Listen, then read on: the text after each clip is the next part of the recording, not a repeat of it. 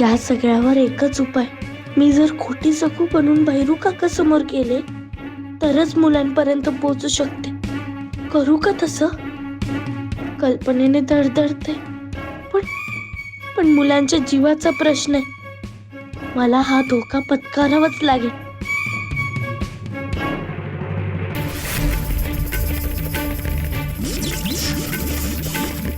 भैऱ्या, पेंगतोयस वय वटवागोळा?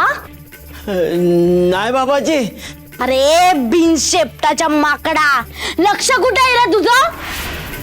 मी स्वतःच्या डोळ्यांनी बघितलं, तुझं डोळं मिटलेलं होतं.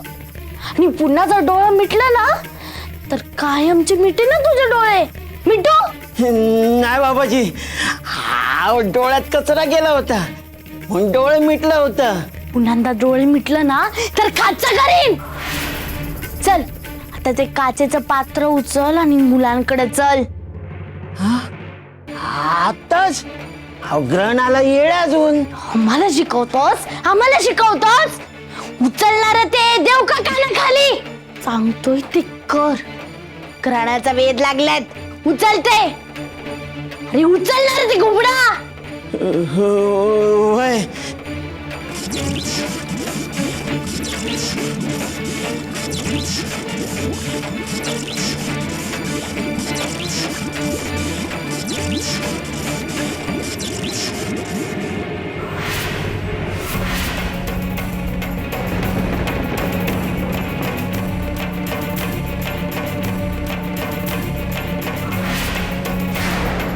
तुम्हाला तर आधीच सिद्धी मिळाली.